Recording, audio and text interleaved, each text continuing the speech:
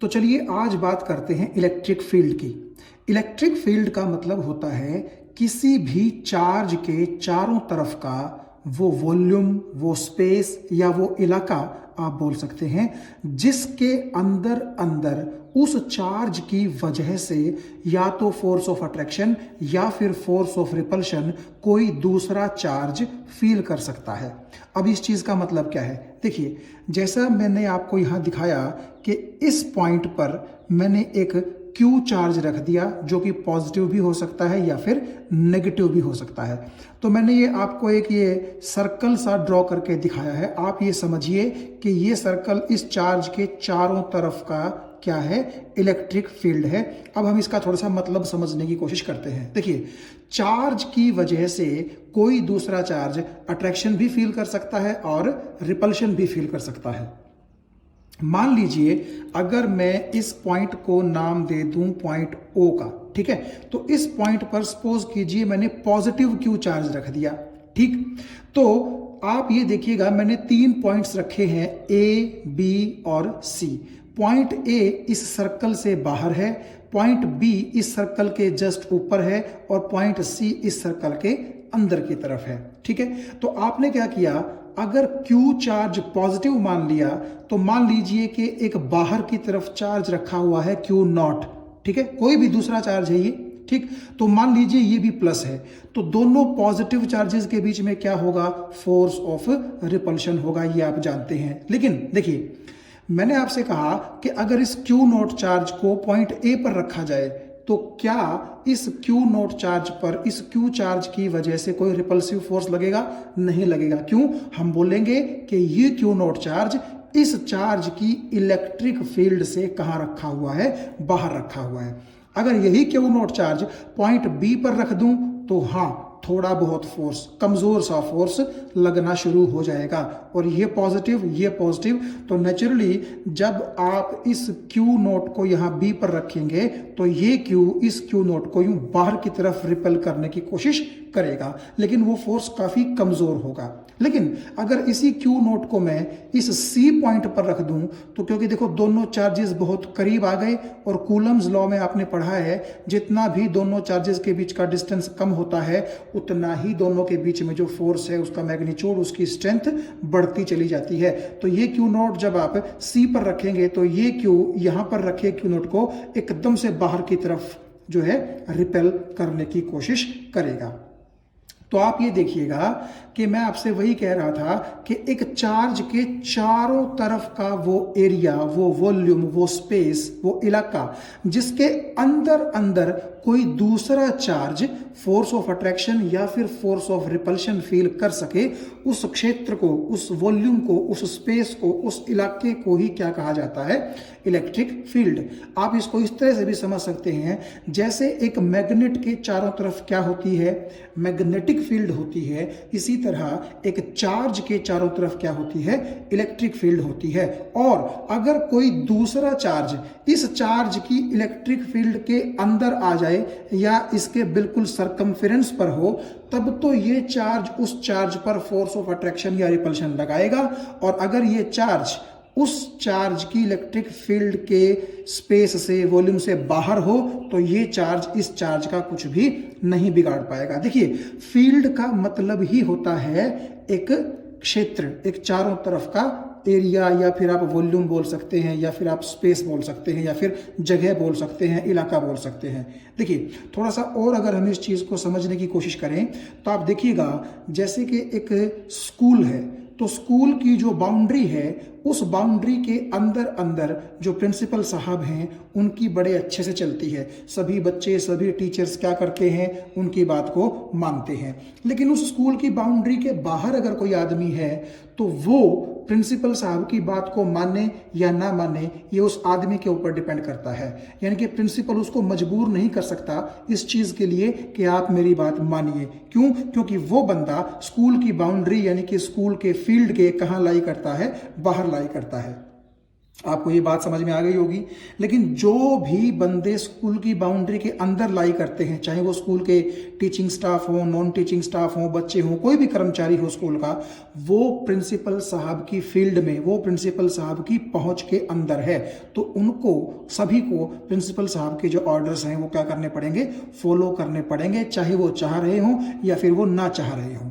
तो सिमिलरली आप देखिएगा कि अगर मैं बोलूं कि इस चार्ज के चारों तरफ ये जो है इसकी फील्ड है, ठीक है, तो जिसके अंदर अंदर ये क्या कर सकता है, फोर्स ऑफ अट्रैक्शन भी लगा सकता है, फोर्स ऑफ रिपल्शन भी लगा सकता है। ये तो आप समझ गए होंगे कि फोर्स ऑफ अट्रैक्शन या रिपल्शन कब होंगे, वो डिपेंड करेगा कि कौन सा चार्ज यहां रखा गया है और कौन सा चार्ज हम बाहर से लेकर के आ रहे हैं, ठीक है। तो आप देखिए कि क्योंकि पॉइंट ए आपके इस Q चार्ज की फील्ड से बाहर है, तो A पॉइंट पर अगर हम कोई चार्ज रखें, इवन A क्या, B से इस तरफ जितने भी पॉइंट्स आप लेंगे उन पर आपका ये Q चार्ज कोई भी फोर्स नहीं लगा पाएगा, क्योंकि वो सभी पॉइंट्स इसकी फील्ड से कहाँ होंगे, बाहर की तरफ होंगे। तो इसीलिए मैंने लिखा है कि एक चार्ज के चारों तरफ का वो वॉल्यूम, वो स्पेस जिसके अंदर अंदर कोई दूसरा चार्ज, नेचुरली एक चार्ज का फोर्स ऑफ अट्रैक्शन या रिपल्शन कोई दूसरा चार्ज ही तो फील कर सकता है, ठीक है। तो किसी भी चार्ज के चारों तरफ का वो वॉल्यूम जिसके अंदर कोई दूसरा चार्ज उस चार्ज की वजह से फोर्स ऑफ अट्रैक्शन या रिपल्शन फील कर सकता है, उस वॉल्यूम को हम बोलते हैं electric field of that charge. तो ये जो इलेक्ट्रिक फील्ड है ये इस Q चार्ज की कहलाएगी, ठीक है, क्योंकि इस Q चार्ज ने इस इलेक्ट्रिक फील्ड को क्या किया है, पैदा किया है। इसीलिए Q चार्ज को बोला जाता है सोर्स चार्ज। और जो चार्ज हम यूज करते हैं ये देखने के लिए, ये टेस्ट करने के लिए कि इलेक्ट्रिक फील्ड कहां तक फैली है, उसको बोलते हैं टेस्ट चार्ज। तो यहां पर ये जो Q0 है ये क्या कहलाएगा, टेस्ट चार्ज। क्यों, क्योंकि यही चार्ज हमें टेस्ट करके बताता है कि कहां तक इलेक्ट्रिक फील्ड फैली है और कहां पर इलेक्ट्रिक फील्ड नहीं है। जैसे देखिए इस Q0 को आप अगर B पर रखेंगे तो ये हल्का सा रिपल्शन इस तरफ फील करेगा, ठीक है, तो हमें पता लग जाएगा कि B तक इसकी इलेक्ट्रिक फील्ड क्या है, फैली हुई है। और अगर यही Q0 मैं जस्ट यहां पुट कर दूं B के जरा सा बाहर की तरफ, तो ये ना रिपल्शन फील करेगा ना अट्रैक्शन फील करेगा, और मुझे ये पता चल जाएगा कि B पॉइंट के बाहर कोई भी इलेक्ट्रिक फील्ड इस चार्ज की प्रेजेंट नहीं है। तो जिस चार्ज की वजह से इलेक्ट्रिक फील्ड पैदा होती है that is called source charge, और जो चार्ज इलेक्ट्रिक फील्ड को टेस्ट करता है कि कहां तक उसका फैलाव है, ठीक है, that charge is called test charge. अब देखिए बात यह है कि जो सोर्स चार्ज होता है वो पॉजिटिव भी हो सकता है और नेगेटिव भी हो सकता है। नेचुरली चार्ज दो ही तरह के हो सकते हैं। अब आप कहेंगे कि जी टेस्ट चार्ज भी तो पॉजिटिव और नेगेटिव दो तरह के हो सकते हैं, लेकिन यहां पर एक कन्वेंशन मान ली गई है कि टेस्ट चार्ज को हम लोग हमेशा कैसा मान के चलेंगे, पॉजिटिव मान के चलेंगे। ये बात मैंने यहां लिख दी है, ठीक है, टेस्ट चार्ज हमेशा पॉजिटिव माना गया है, ये कन्वेंशन है। लेकिन आपका सोर्स चार्ज पॉजिटिव भी हो सकता है और नेगेटिव भी हो सकता है, ठीक है। अब देखिएगा उसके बाद मैंने कहा कि जो एक पॉइंट चार्ज होता है, पॉइंट चार्ज का मतलब मैं आपको पिछले लेक्चर्स में बता चुका हूं कि जब चार्ज का जो मैग्नीट्यूड है वो बहुत ही कम हो उसके आसपास के जो डिस्टेंसेस हैं उनके मुकाबले, तो हम उसको पॉइंट चार्ज बोलते हैं। और जो कूलम्स लॉ था हमने पढ़ा था वो भी केवल किस पर लागू होता है, पॉइंट चार्जेस पर ही लागू होता है। तो मैं लिखता हूं कि for a point charge nature of electric field is spherically symmetric. इसका क्या मतलब है, इसका मतलब ये है कि एक पॉइंट चार्ज के चारों तरफ जो इलेक्ट्रिक फील्ड का नेचर होगा वो कैसा होगा, वो सर्कुलर नहीं होगा जैसा कि मैंने आपको पहले सर्कल बोला था, बल्कि वो स्फेरिकल होगा। और स्फेरिकली सिमेट्रिक का मतलब क्या है कि उस स्फीयर के अंदर अंदर अगर आप इस पॉइंट से जितने भी डिस्टेंसेस लेंगे और अगर वो डिस्टेंसेस बराबर हुए तो वहां पर इलेक्ट्रिक फील्ड की स्ट्रेंथ भी कैसी होगी, बराबर बराबर होगी। देखिए इस चीज को आप इस तरह से समझिए कि मान लीजिए आपके पास एक फुटबॉल है। फुटबॉल आप जानते हैं एक स्फेरिकल ऑब्जेक्ट होता है। मान लीजिए उस फुटबॉल के सेंटर पर ये क्यू चार्ज रखा हुआ है, तो नेचुरली उस फुटबॉल का जो आउटर सरफेस होगा, वो आउटर सरफेस अगर मैं मान लूं कि वहां तक उस चार्ज की जो कि सेंटर पर रखा हुआ है उसकी इलेक्ट्रिक फील्ड वहीं तक फैली है, तो नेचुरली अगर आप उस फुटबॉल के सरफेस पे कहीं भी टेस्ट चार्ज रखेंगे तो वो टेस्ट चार्ज क्या करेगा, फोर्स ऑफ अट्रैक्शन या फिर रिपल्शन फील करेगा। लेकिन अगर आपने उस टेस्ट चार्ज को उस सरफेस से आगे या फिर इधर या फिर इधर या फिर इधर यानी कि दूर ले जाने की कोशिश की सरफेस से, तो नेचुरली आपका जो टेस्ट चार्ज है वो आपके चार्ज के इलेक्ट्रिक फील्ड से कहां आ जाएगा, बाहर आ जाएगा और उस पर कोई फोर्स ऑफ अट्रैक्शन या फिर फोर्स ऑफ रिपल्शन नहीं लगेगा। आपको ये बात समझ में आ गई होगी।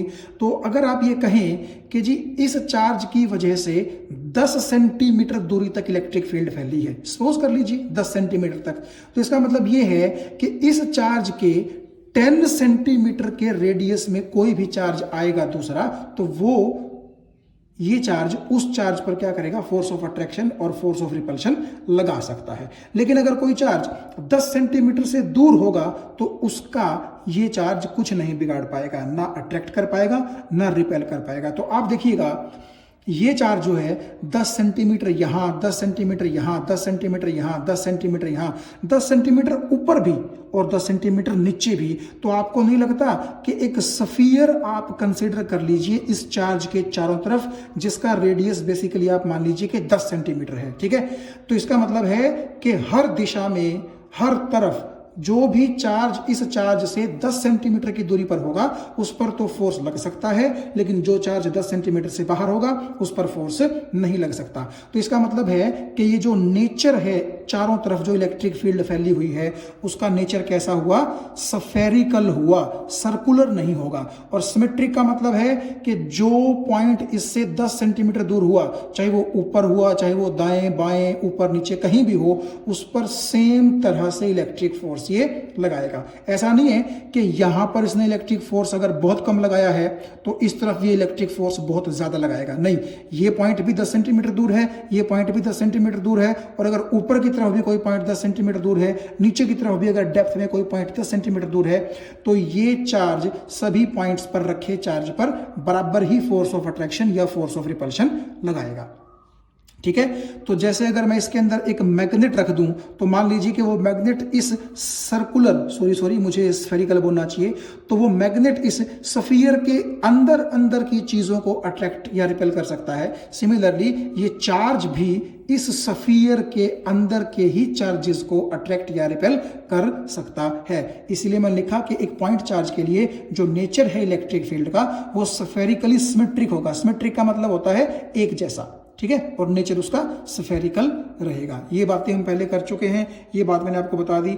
अब हम बात करते हैं कि जैसे हमने कहा था कि ये सोर्स चार्ज है और ये टेस्ट चार्ज है, तो मानना ये जाता है कि जो टेस्ट चार्ज है उसका मैग्नीट्यूड सोर्स चार्ज के मुकाबले जितना कम होगा, जितना छोटा होगा, उतना ही अच्छा रहेगा। Magnitude of test charge should always be as small as possible in comparison to the source charge. ऐसा क्यों? देखिए, ऐसा हम इसलिए बोलते हैं कि अगले पेज पर मैं अगर आपको थोड़ा सा समझाने की कोशिश करूं, देखिएगा, तो यहां आप देखिएगा, तो मान लीजिए जैसे कि मैं आपसे पीछे भी बोल रहा था कि ये जो Q है ये एक सोर्स चार्ज है, ठीक है। इस सिचुएशन में मैंने आपसे कहा है कि Q और Q नॉट दोनों ही बड़े लार्ज मैग्नीट्यूड के हैं, ठीक है। तो दोनों पॉजिटिव मान के चल लेता हूं, तो दोनों के बीच फोर्स कैसा लगेगा, रिपल्सिव लगेगा। तो अब आप यहां देखिए कि अगर मैं कहूं कि पिछली बार की तरह, जो पिछले पेज पर मैं बात कर रहा था कि चार्ज की जो इलेक्ट्रिक फील्ड है, मान लीजिए वो 10 सेंटीमीटर तक फैली है, तो ये भी 10 सेंटीमीटर का एक क्या हो गया, स्फीयर। और अगर मैं मानूं कि जितना मैग्नीट्यूड इसका है उतना ही मैग्नीट्यूड इसका है, तो इसके चारों तरफ जो इलेक्ट्रिक फील्ड होगी स्फेरिकल नेचर में, उसकी भी रेडियस आप कितनी मान लीजिए, 10 सेंटीमीटर। अब छोटे बड़े का क्या मतलब होता है, मान लीजिए ये भी चार्ज 100 कूलम्ब का है और ये भी चार्ज कितना है, 100 कूलम्ब का। दोनों के मैग्नीट्यूड कैसे हो गए, सेम हो गए। तो होगा क्या, देखिए जैसे मैग्नेट के चारों तरफ की मैग्नेटिक फील्ड आपको क्या आंखों से नजर आती है, नहीं आती, इसी तरह चार्ज के चारों तरफ की जो इलेक्ट्रिक फील्ड होगी वो भी हमें आंखों से नजर नहीं आएगी। ये तो जस्ट हम क्या कर लेते हैं, एक स्फीयर अपनी तसल्ली के लिए ड्रॉ कर लेते हैं कि चलिए भाई हमने कह दिया कि इस स्फीयर से बाहर इलेक्ट्रिक फील्ड नहीं है और इस स्फीयर के अंदर इलेक्ट्रिक फील्ड है, तो ये तो हम खुद ड्रॉ करते हैं, ऐसा कोई स्फीयर किसी चार्ज के चारों तरफ होता नहीं है, ये तो हमारी एक असम्पशन है। चलिए, तो अगर दोनों का मैग्नीट्यूड सेम है तो अगर इसकी इलेक्ट्रिक फील्ड 10 सेंटीमीटर तक फैली है तो इसकी भी इलेक्ट्रिक फील्ड कितने सेंटीमीटर तक फैली होगी, 10 सेंटीमीटर तक फैली होगी। तो नेचुरली अगर मैं कहूं कि इस चार्ज और इस चार्ज के बीच की दूरी 20 सेंटीमीटर है, ठीक है, तो आप ये मान लीजिए कि ये स्फीयर भी आपको नजर नहीं आ रहा, ये स्फीयर भी आपको नजर नहीं आ रहा, तो होगा ये कि जब ये दोनों चार्जेस 20 सेंटीमीटर दूरी पर होंगे तो क्या होगा, ये पॉजिटिव चार्ज इस पॉजिटिव चार्ज को इस तरफ रिपेल करेगा और उससे हमें ये भ्रम हो जाएगा, हमें थोड़ा सा इल्यूजन हो जाएगा कि जैसे इसकी इलेक्ट्रिक फील्ड इस तक फैली है, क्योंकि हमने अभी पीछे बोला कि किसी भी चार्ज की इलेक्ट्रिक फील्ड जहां तक होगी वो चार्ज वहीं तक फोर्स ऑफ अट्रैक्शन या रिपल्शन लगा सकता है। तो देखिएगा, अब क्योंकि मैंने कहा कि मान लीजिए ये दोनों स्फीयर आप नेग्लेक्ट कर रहे हैं, आप ये मान के चल रहे हैं कि आपको दिखाई नहीं दे रहे, तो आपको तो सिर्फ ये दिखाई देगा ना कि इस पॉजिटिव क्यू की वजह से ये पॉजिटिव क्यू नॉट इस तरफ रिपल्शन फील करेगा, आपको तो ये दिखाई देगा, तो आपको ऐसा भ्रम हो जाएगा कि जैसे इस पॉइंट तक इस चार्ज की इलेक्ट्रिक फील्ड फैली हुई है। तो आप ये सोचेंगे कि अरे भाई वाह, इस चार्ज की इलेक्ट्रिक फील्ड 20 सेंटीमीटर दूरी तक फैली हुई है, ठीक है, जबकि आपको खुद पता है कि आप 20 सेंटीमीटर तक इसकी इलेक्ट्रिक फील्ड नहीं बोल सकते, इसकी तो कहां तक फैली हुई है, सिर्फ 10 सेंटीमीटर तक। तो आपने ये जो अंदाजा लगा लिया कि इसकी इलेक्ट्रिक फील्ड 20 सेंटीमीटर तक फैली हुई है, ये आपने गलत अंदाजा लगा लिया। ये बात सही है कि नहीं है?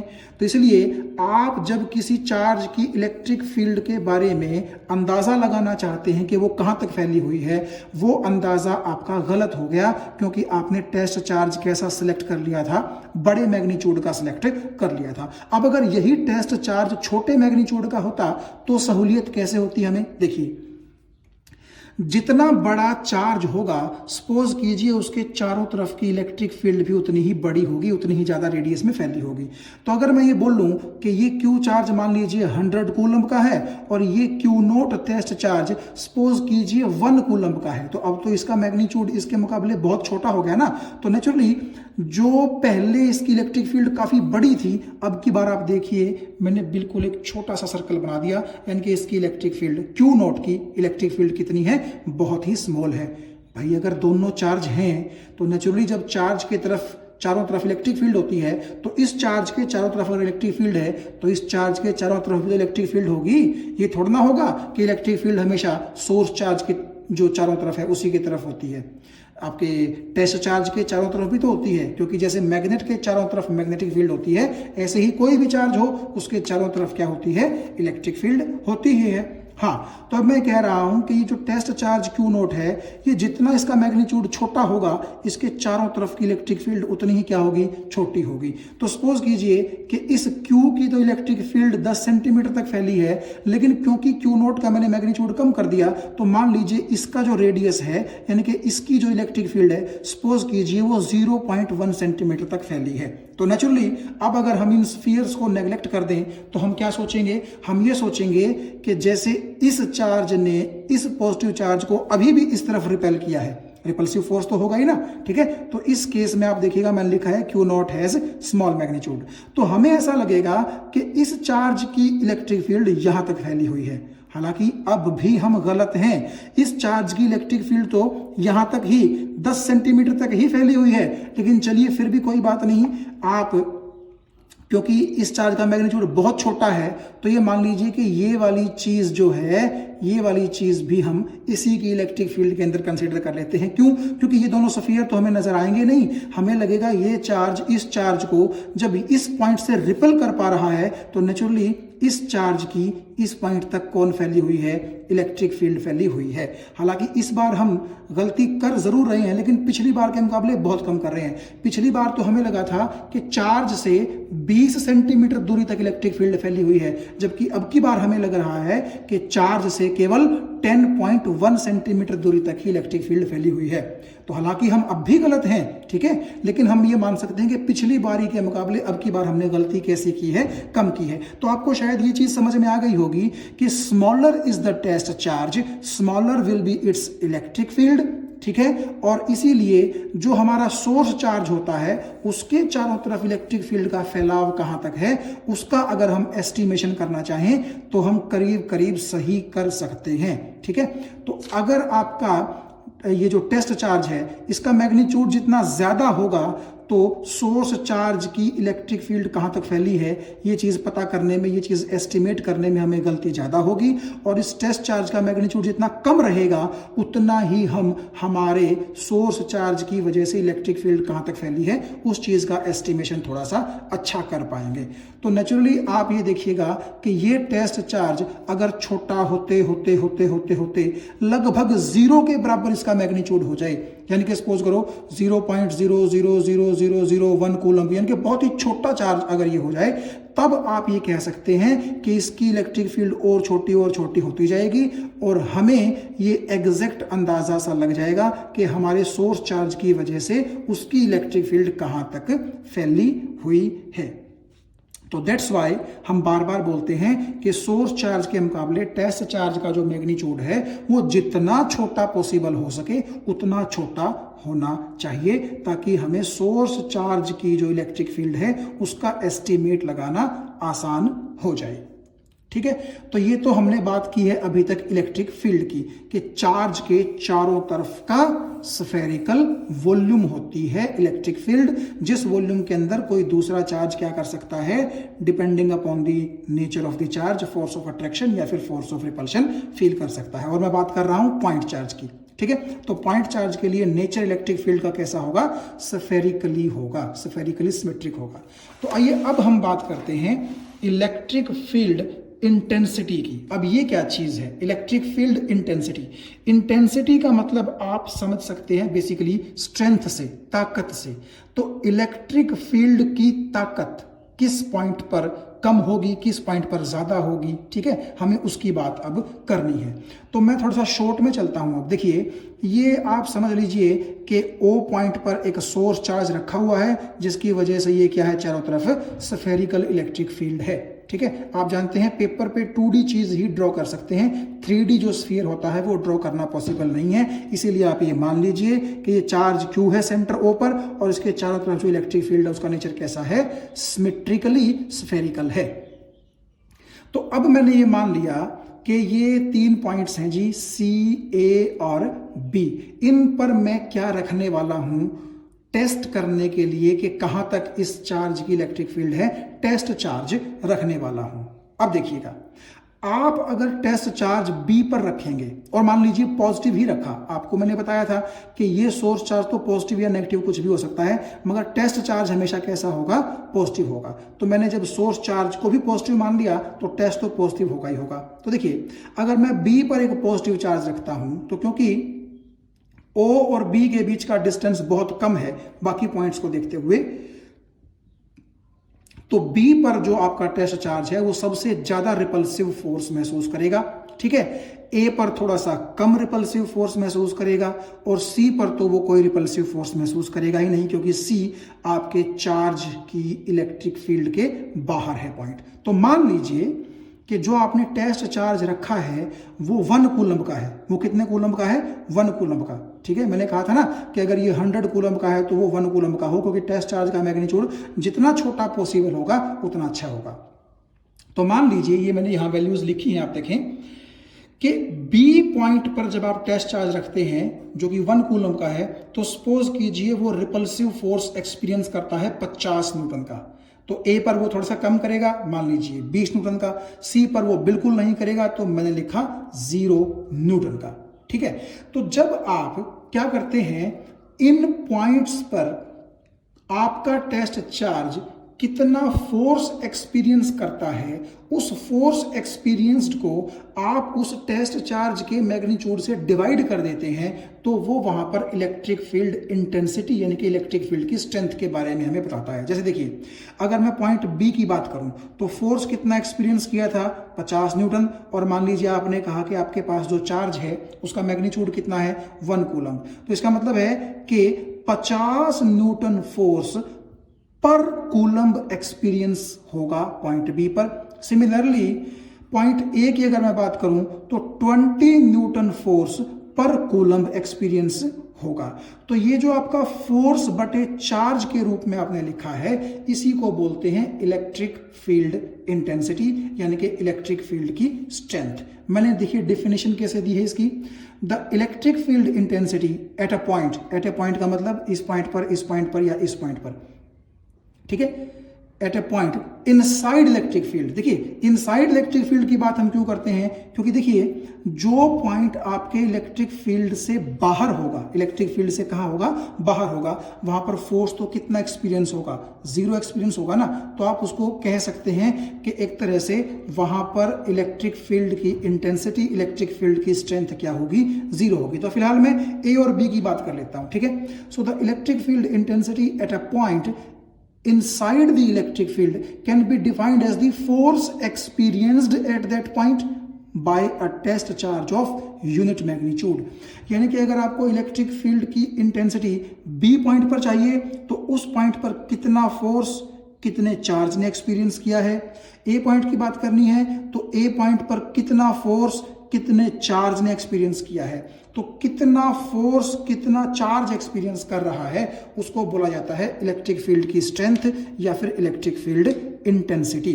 और अगर मैं फिजिकली आपको बताऊं, फिजिकल मतलब इस चीज का, जहां पर इलेक्ट्रिक फील्ड इंटेंसिटी ज्यादा होगी, आप ये बोल सकते हैं कि वहां पर रखे गए चार्ज को ज्यादा फोर्स एक्सपीरियंस करना पड़ेगा।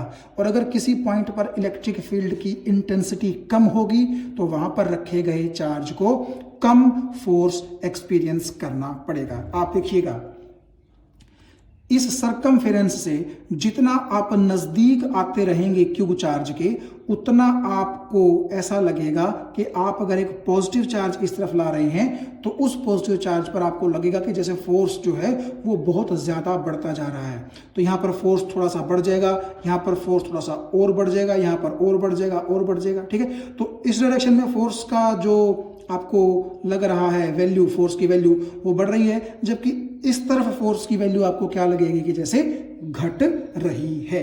तो कुल मिलाकर के कितना ज्यादा फोर्स लगता है या कितना कम फोर्स लगता है, वही चीज कहलाती है intensity of electric field, electric field की ताकत। तो यहां पर अगर मैं कोई पॉजिटिव चार्ज रखूं तो ये पॉजिटिव चार्ज उस पॉजिटिव चार्ज को बड़ा जबरदस्त रिपेल करेगा बाहर। तो उस चार्ज को लगेगा कि इस पॉइंट पर जो इंटेंसिटी है इलेक्ट्रिक फील्ड की, ठीक है, कि इलेक्ट्रिक फील्ड बड़ी ताकतवर है और उसने मुझे बाहर मारा फेंक के, ठीक है। तो यहां पर जो चार्ज होगा उसको पॉइंट बी के मुकाबले कम फोर्स लगेगा, तो उसको लगेगा कि जैसे पॉइंट ए पर इलेक्ट्रिक फील्ड की ताकत, इलेक्ट्रिक फील्ड की स्ट्रेंथ जो है वो कम है, तो यहां पर आपका फोर्स भी कैसा लग रहा है, कम लग रहा है। और क्योंकि पॉइंट सी तो आपकी इलेक्ट्रिक फील्ड से बाहर है तो यहां पर कोई फोर्स लगेगा ही नहीं, तो इसलिए यहां पर जो चार्ज रखा जाएगा उसको लगेगा कि पॉइंट सी पर इस चार्ज की वजह से इलेक्ट्रिक फील्ड की इंटेंसिटी, इलेक्ट्रिक फील्ड की ताकत जैसे कितनी है, 0 है। तो कुल मिलाकर के बात यह है, देखिए किसी भी पॉइंट की आप बात करें, और बेसिकली आप बात कर लीजिए इलेक्ट्रिक फील्ड के अंदर अंदर, तो किसी भी पॉइंट पर इलेक्ट्रिक फील्ड के अंदर इलेक्ट्रिक फील्ड की स्ट्रेंथ कितनी होगी, इलेक्ट्रिक फील्ड की ताकत कितनी होगी, इंटेंसिटी कितनी होगी, वो इस चीज पर डिपेंड करेगा कि वहां पर रखा गया चार्ज कितना ज्यादा या कितना कम फोर्स एक्सपीरियंस कर रहा है। तो इस लिहाज से आप देख सकते हैं बी पर इलेक्ट्रिक फील्ड की वैल्यू या फिर इलेक्ट्रिक फील्ड इंटेंसिटी की वैल्यू बड़ी ज्यादा है, ए पर थोड़ी और कम हो गई है, और सी पर तो बिल्कुल कितनी रह गई है, 0। देखिए थोड़ा सा आप फर्क महसूस करने की कोशिश कीजिए। इलेक्ट्रिक फील्ड का मतलब होता है चार्ज के चारों तरफ का स्फेरिकल वॉल्यूम, और इलेक्ट्रिक फील्ड इंटेंसिटी का मतलब होता है उस वॉल्यूम के अंदर जो आप पॉइंट चूज कर रहे हैं वहां पर आपके चार्ज के द्वारा फील किया गया इलेक्ट्रिक फील्ड की स्ट्रेंथ या फिर इलेक्ट्रिक फोर्स की स्ट्रेंथ। ये बेसिक इनके बीच में डिफरेंस है। ठीक है। तो ये जो आप देख सकते हैं न्यूटन पर कूलम, क्योंकि ऊपर फोर्स है नीचे चार्ज है, तो न्यूटन पर coulomb basically electric field intensity की क्या रहेगी, यूनिट रहेगी SI। आगे से क्या होगा, आप जब भी मेरे मुंह से सुनेंगे इलेक्ट्रिक फील्ड तो आप समझेंगे इलेक्ट्रिक फील्ड इंटेंसिटी, क्योंकि बार बार देखिए इलेक्ट्रिक फील्ड इंटेंसिटी बोलना अजीब सा लगता है, काफी लंबा नाम है। तो आगे से जहां पर भी मैं इलेक्ट्रिक फील्ड इंटेंसिटी कहना चाहूंगा वहां पर तो मेरा मतलब इलेक्ट्रिक फील्ड इंटेंसिटी ही होगा, और जहां पर मैं इलेक्ट्रिक फील्ड भी बोल दूंगा वहां पर भी मेरा मतलब क्या होगा, इलेक्ट्रिक फील्ड इंटेंसिटी ही होगा, क्योंकि आगे हमने जो चीजें हैं वो डील करनी है इलेक्ट्रिक फील्ड इंटेंसिटी के साथ। ठीक है, तो अब हम इसकी डेफिनेशन की तरफ चलते हैं इलेक्ट्रिक फील्ड इंटेंसिटी की। और सॉरी, डेफिनेशन तो हमने पीछे देख ली है, थोड़ा सा इसके मैथमेटिकल एक्सप्रेशन के ऊपर चलते हैं हम। तो हम ये बोल सकते हैं कि जितना हम सोर्स चार्ज से दूर जाएंगे उतना ही फोर्स कम होता जाएगा, यानी कि इलेक्ट्रिक फील्ड की ताकत, इलेक्ट्रिक फील्ड इंटेंसिटी की स्ट्रेंथ क्या होती जाएगी, कम होती चली जाएगी।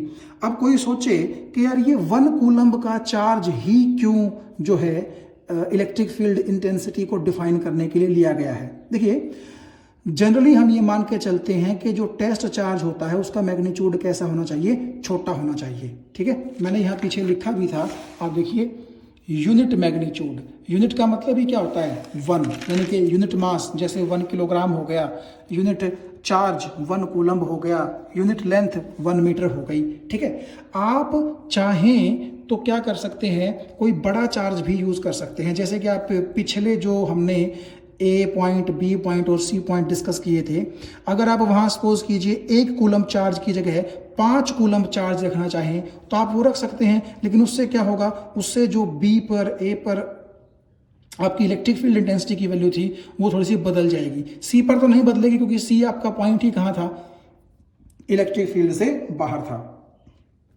तो होगा ये, आप जब मार्केट में जाते हैं देखिए, तो आप क्या ये पूछते हैं कि जी 3.5 किलो एप्पल का जो रेट है वो क्या होगा, आप पर केजी के हिसाब से ही तो पूछते हैं। इसीलिए यहां पर भी एक कन्वेंशन बना दी गई है कि पर कूलम्ब कितना फोर्स एक्सपीरियंस हो रहा है, ठीक उसी कॉन्सेप्ट के ऊपर। ठीक है, तो आप अगर ये बोलते हैं कि जी हमने तो पॉइंट बी पर 5 कूलम्ब का चार्ज रख दिया, कितना, 5 कूलम्ब का, तो देखिए, और मान लीजिए फोर्स 50 न्यूटन ही एक्सपीरियंस हो रहा है सपोज कीजिए, तो आप लिखेंगे कि 5 कूलम्ब का चार्ज कितना फोर्स एक्सपीरियंस कर रहा है, 50 न्यूटन।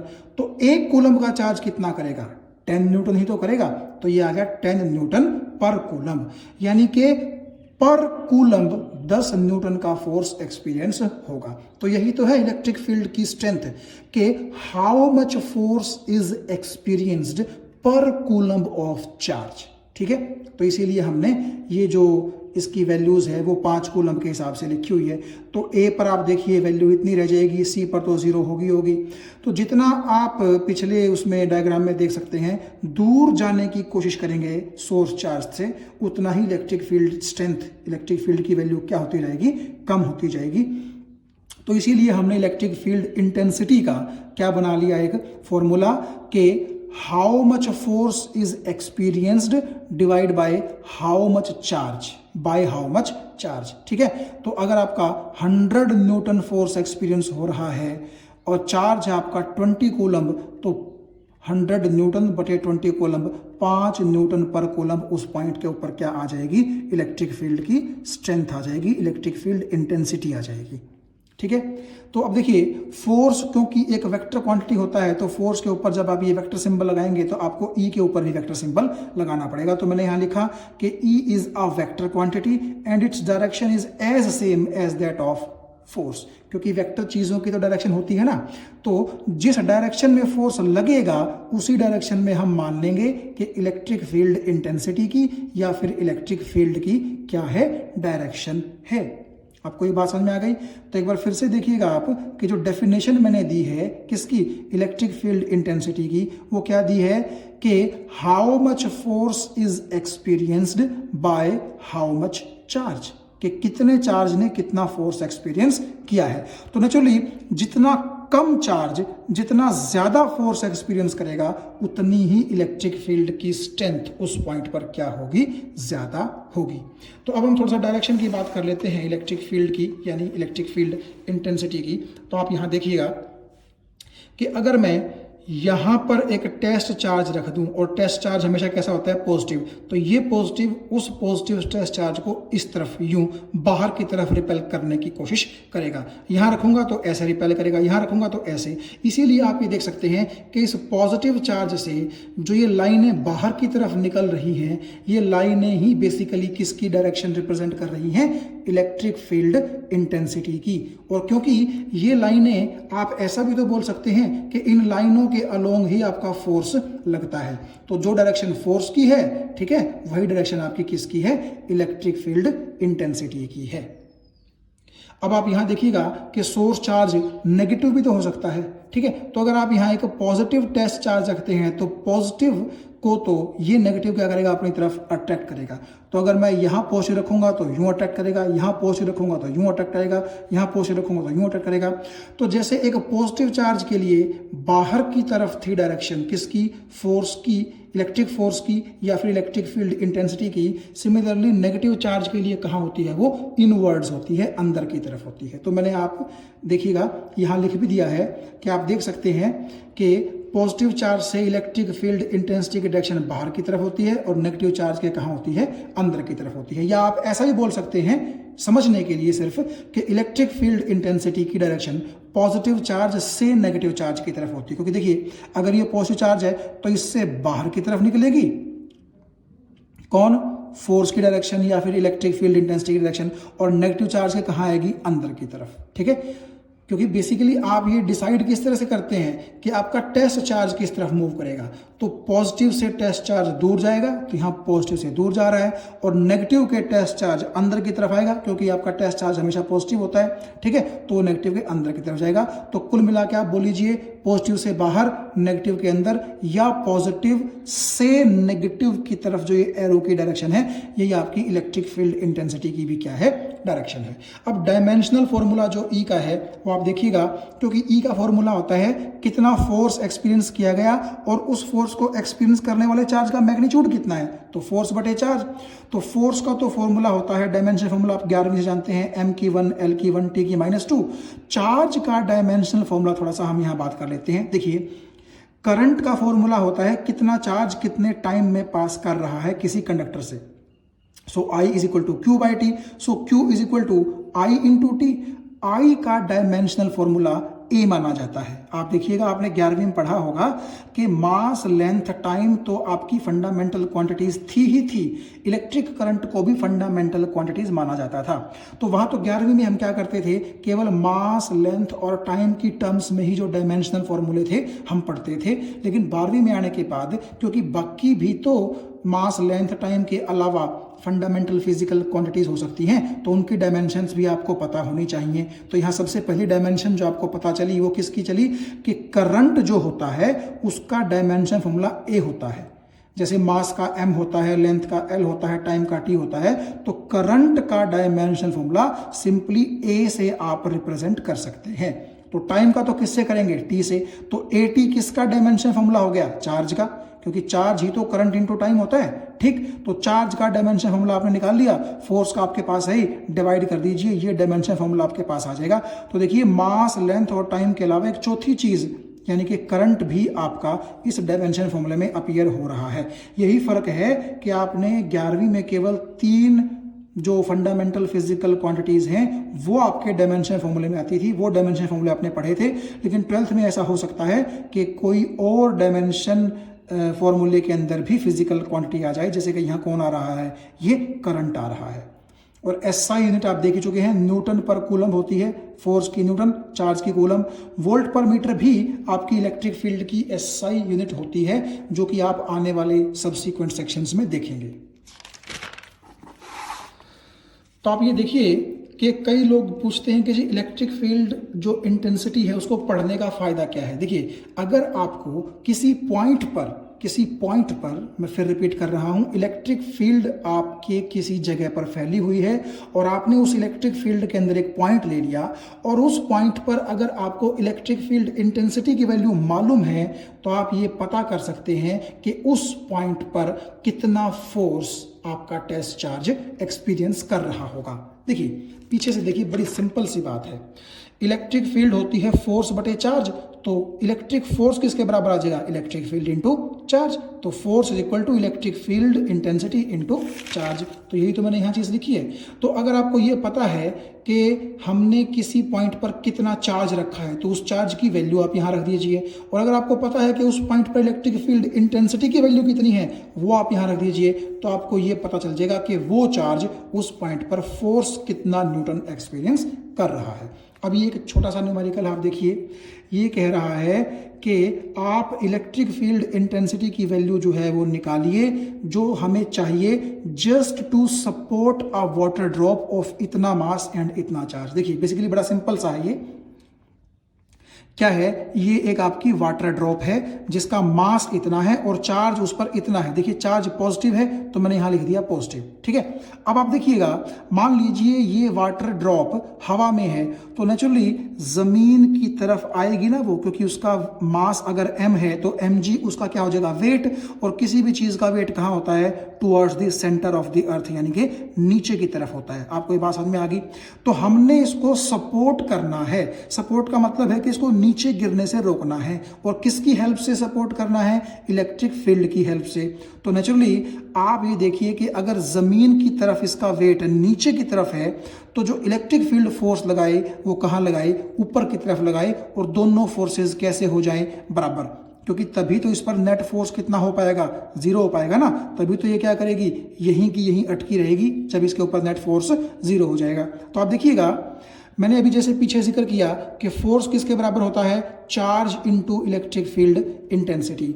तो चार्ज आपका इस वाटर ड्रॉप पर कितना है? 1.6 इंटू 10⁻⁻19, ठीक है। इलेक्ट्रिक फील्ड इंटेंसिटी की वैल्यू मैंने निकालनी है तो उसकी जगह मैंने E रख दिया, इज इक्वल टू m का मतलब उस ड्रॉप का मास, और g मैंने 10 ले लिया, एक्सेलरेशन टू ग्रेविटी। तो यहां से जब आप सॉल्व करेंगे तो इलेक्ट्रिक फील्ड की वैल्यू इतनी आ जाएगी, ठीक है, कि इतनी इलेक्ट्रिक फील्ड आपको चाहिए जो कि नीचे की तरफ इस ड्रॉप का वेट है। तो ये इलेक्ट्रिक फील्ड, इतनी इलेक्ट्रिक फील्ड ऊपर की तरफ फोर्स लगाएगी तो आपकी ये वाटर ड्रॉपलेट को क्या करेगी? वो नीचे गिरने से रोक देगी, सपोर्ट कर देगी एक तरीके से। तो आप वैसे भी सोच सकते हैं बड़े सिंपल शब्दों में। देखिए इलेक्ट्रिक फील्ड के द्वारा लगाया गया फोर्स हो गया चार्ज इनटू इलेक्ट्रिक फील्ड, और नीचे की तरफ जो फोर्स हो गया जो कि आपका वेट है, भी तो एक फोर्स ही होता है, वो हो गया mg। तो दोनों को बराबर पुट कर दो, डायरेक्शन अपोजिट, मैग्नीट्यूड बराबर, तो नेचुरली दोनों फोर्स आपस में कैंसिल कर जाएंगे। तो आप देखिएगा आपके पास एक ये लाइन है, सपोज करो इस पर सारी पर पॉजिटिव चार्ज है, ऊपर वाली लाइन पर सारी पर नेगेटिव चार्ज है। तो नेचुरली आप ये सोच सकते हैं कि इलेक्ट्रिक फील्ड की डायरेक्शन कहाँ होगी? पॉजिटिव से नेगेटिव, अभी पीछे मैंने आपको बताया। या आप अगर बहुत ही सिंपल सोचना चाहें तो ये भी सोच सकते हैं कि ये पॉजिटिव इस पॉजिटिव को ऊपर धकेलेगा और ये नेगेटिव इस पॉजिटिव को ऊपर खींचेगा। अल्टीमेटली पॉजिटिव नेगेटिव के ये जो बीच में इलेक्ट्रिक फील्ड है ये ऊपर की तरफ फोर्स लगाएगी, और नेचुरली ऊपर की तरफ ही तो फोर्स लगना चाहिए था। अगर आप ऐसा कर देते, ऊपर पॉजिटिव होता नीचे नेगेटिव, तो फोर्स नीचे लगता इलेक्ट्रिक फील्ड का, और आपका वेट भी नीचे है, तो तब तो वो ये जो आपकी ड्रॉपलेट है, वाटर ड्रॉपलेट, ये नीचे ही आती, ठीक है। इसको सपोर्ट करने का तो सवाल ही पैदा नहीं होता। तो अभी देखिए बड़ा आसान सा न्यूमेरिकल था, ठीक है। आप ये दोनों की वैल्यू बराबर पुट करके यहाँ से सब चीज़ें आपको दे रखी थी, ई की वैल्यू आप आराम से निकाल सकते हैं। Thank you.